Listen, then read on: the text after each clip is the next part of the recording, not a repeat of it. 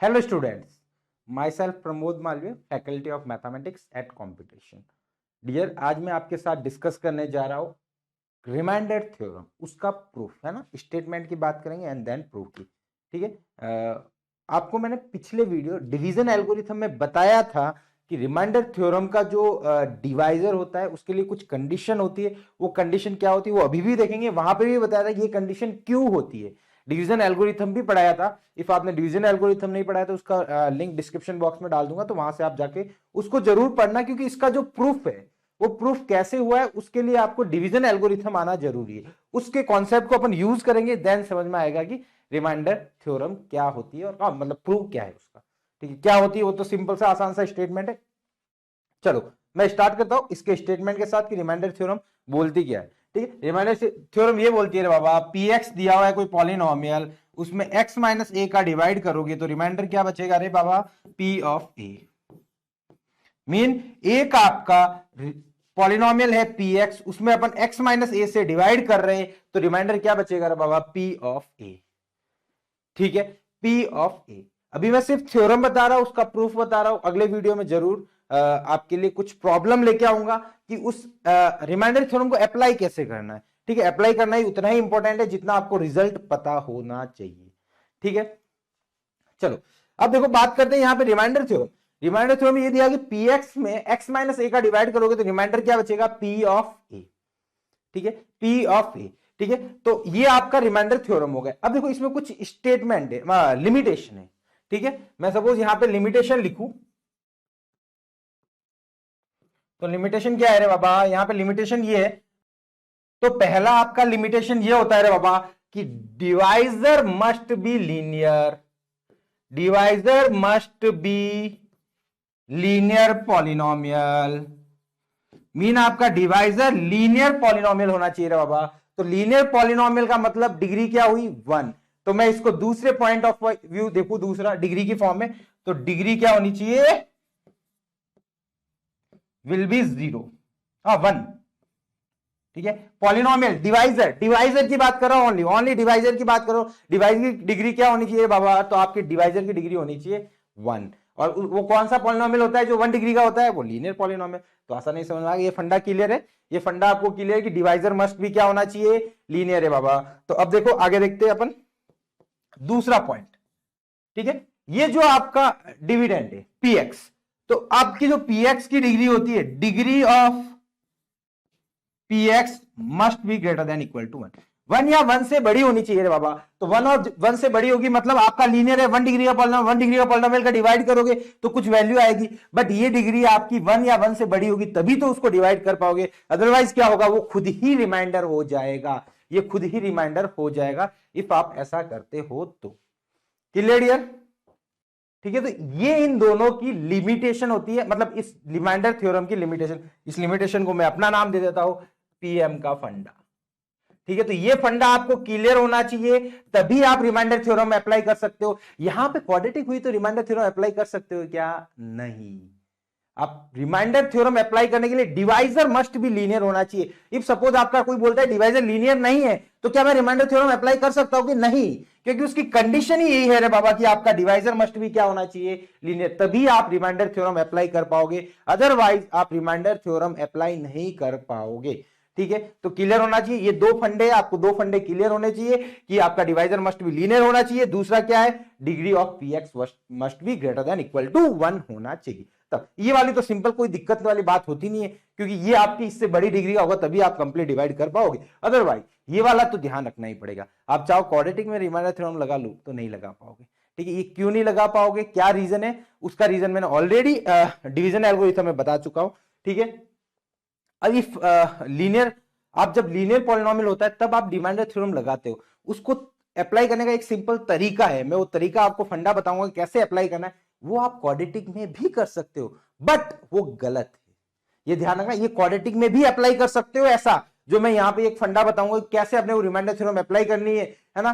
तो वो आप फंडा आप क्वाड्रेटिक में भी अप्लाई कर सकते हो, बट वो रिमाइंडर आपको गलत देगा, और रिमाइंडर जो भी मिलेगा आपको गलत मिलेगा। मतलब डिवाइजर मस्ट बी लीनियर होना चाहिए। ठीक है डियर, तो ये आपका रिमाइंडर थ्योरम का स्टेटमेंट हो गया, सॉरी। ठीक है, स्टेटमेंट में भाषा में नहीं लिख रहा हूं, जो भी लैंग्वेज आप देख लेना, अपने को तो मेन फंडा क्लियर होना चाहिए कि this will be divide then remainder will be P of A. ठीक है डियर, चलो नेक्स्ट बात करते रहे। अगला अगला अब अपन बात करते प्रूफ की।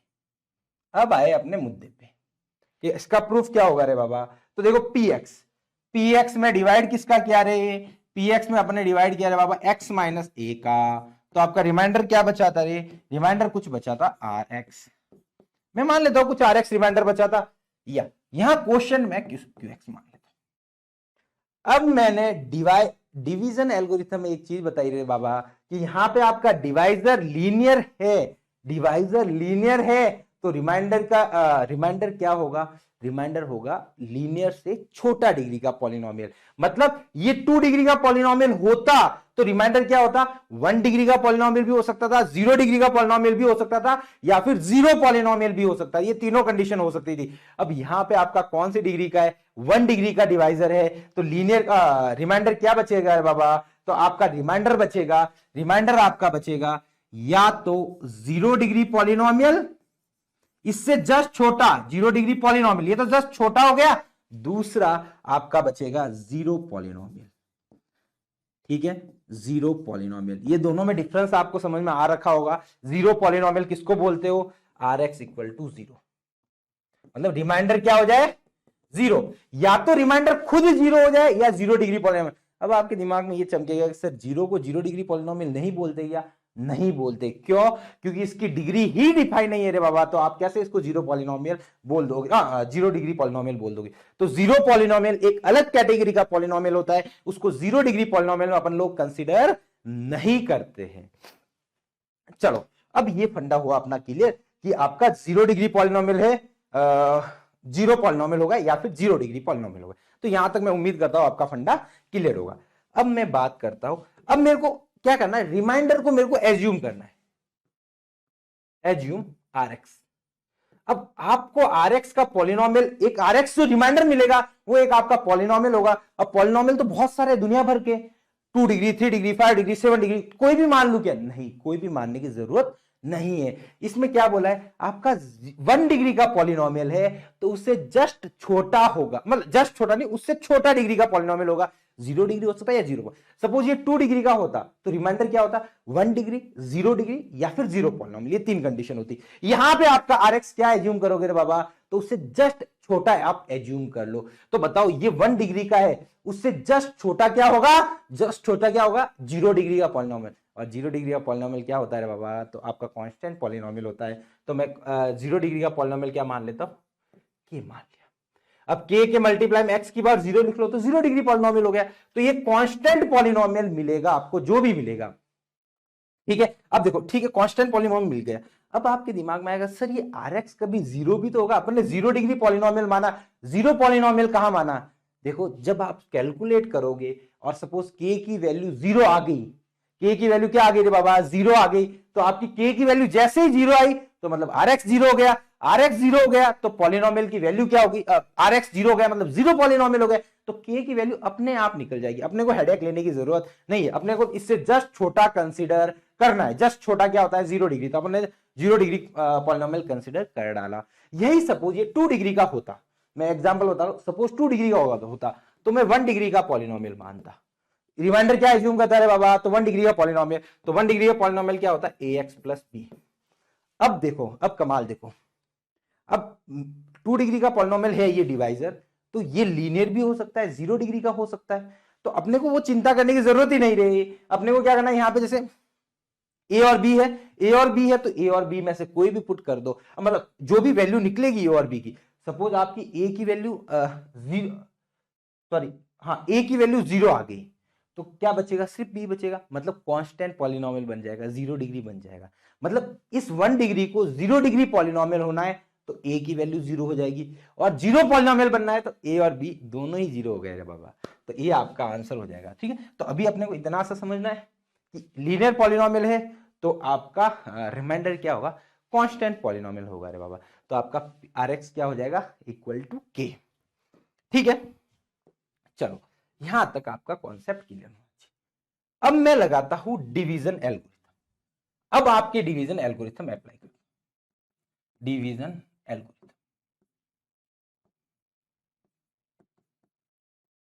ठीक, डिवीजन एल्गोरिथम क्या बोलती है, dividend equal to divisor into quotient plus remainder. ठीक है बाबा, तो ये आपका divisor into quotient plus remainder. अब देखो ये पता है ना, डिवीजन एल्गोरिथम हमेशा ट्रू है, ऑलवेज ट्रू। ये कैसे बिहेव करती है, एज आइडेंटिटी। ये भी फंडा आप क्लियर रखना कि डिवीजन एल्गोरिथम वो हमेशा ही ट्रू है। यहां पे एक्स की वैल्यू कुछ भी रखो हमेशा ही ट्रू रहेगा। जैसे सपोज आपने बचपन में ये डिवाइड करना सीखा होगा लीनियर पॉलिनोमियल का, एक्स स्क्वायर प्लस 2 का करा, कुछ आर एक्स आया है ना, तो इसमें आपको बोलते थे वेरीफाई करो, तो क्या होता है डिविडेंड का जो आंसर है वो क्या होता है, divisor into quotient plus remainder करते तो वो इक्वली आएगा। तो मतलब एक्स की वैल्यू जैसे इसके डिवाइड करेंगे बहुत सारी वैल्यूज मिलेगी, ये डिवीजन एल्गोरिथम लगाते हो फिर एक्स की वैल्यू कुछ भी पुट करते हो तो वो हमेशा ही इक्वल होगा। मतलब ये दोनों चीजें क्या होगी, लेफ्ट हैंड साइड और राइट हैंड साइड क्या इक्वल होगी, क्या होगी बेटा, इक्वल होगी। ठीक है, तो फंडा क्लियर है। जब डिवीजन एल्गोरिथम की बात करता हूं तो डिवीजन एल्गोरिथम हमेशा ही एक दूसरे के क्या मतलब, ये क्या हमेशा ही ट्रू है, हमेशा ट्रू है। मतलब यहां पे x की वैल्यू कुछ भी पुट करो ये एक आइडेंटिटी की तरह बिहेव करता है। जैसे x प्लस 2 का होल स्क्वायर इक्वल टू क्या होता है बाबा, तो x square plus 4x plus 4 होता है, तो वो हमेशा ट्रू है। आप x की वैल्यू कुछ भी रख लो, वहां पे 1 रख लो, 2 रख लो, 3 रख लो, -0 रख लो, -1 लिख लो, कुछ भी लिख लो, तो वो हमेशा ही ट्रू रहेगा। ठीक है डियर, चलो तो समझ में आ रहा है बाबा। तो ये आपका देखो, अब इसमें मैंने क्या करा, अपन ने rx को क्या एज्यूम करा था, rx को एज्यूम करा था k, तो k लिख लिया। अब मैं क्या करता हूं, यहां पे x equal to a put करा, x इक्वल टू क्या पुट करा बाबा, a पुट करा। तो देखो ये हमेशा आइडेंटिटी है, हमेशा ट्रू है, तो x की कोई भी वैल्यू पुट करो हमेशा आंसर सेम ही देगा, तो मैंने a पुट करा। अब a क्यों पुट करा, मेरे को सपने में आया था कि रात को कि x equal to a put करना है रे बाबा, तो अभी बताते हैं क्यों पुट करा।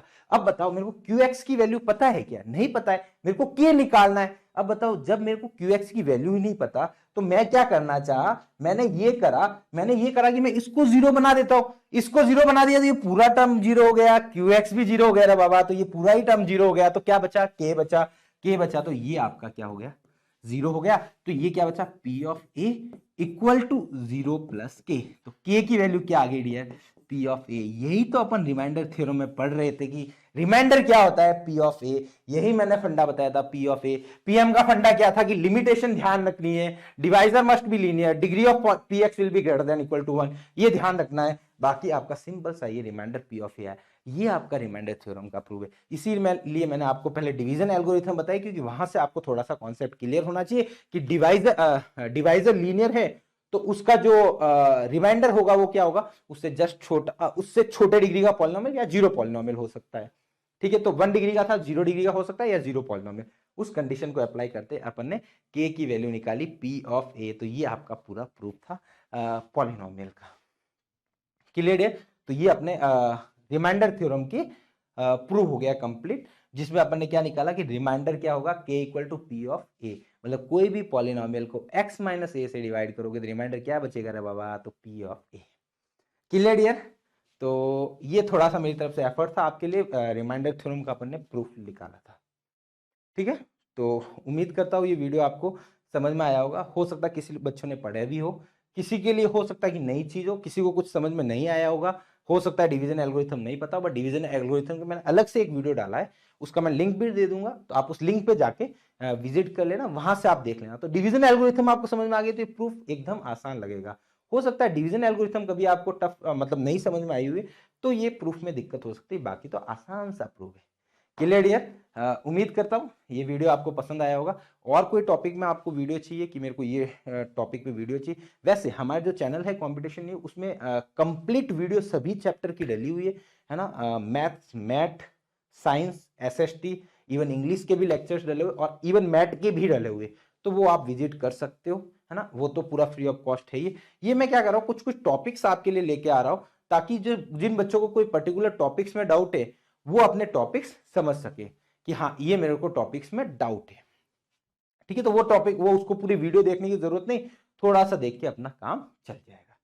क्लियर है, तो उम्मीद करता हूं ये वीडियो आपको पसंद आया होगा, पसंद आया तो लाइक जरूर करना, कमेंट करना इफ आपको कोई डाउट हो इसमें, या फिर हमारा टेलीग्राम चैनल भी एक और इन्फॉर्मेशन देता हूँ, वहां पे भी जुड़ सकते हो, वहां पे भी अपने डाउट शेयर कर सकते हो। और कोई नया टॉपिक आपको चाहिए कि पर्टिकुलर से मेरे को ये टॉपिक का डाउट है, मतलब ये टॉपिक मेरे को थोड़ा समझ में नहीं आ रहा, कोई छोटा सा टॉपिक, तो वो मेरे को कमेंट कर देना, तो वो भी मैं वीडियो लेके आ जाऊंगा। ठीक है, अपने फ्रेंड्स के साथ भी शेयर कर सकते हो इस वीडियो, किसी को जरूरत है तो। ठीक है, या फिर पढ़ना चाहते हैं तो पढ़ सकते हैं। ठीक है, तो मिलते हैं अपन नेक्स्ट वीडियो में नए कोई ऐसी टॉपिक के साथ। Thank you so much.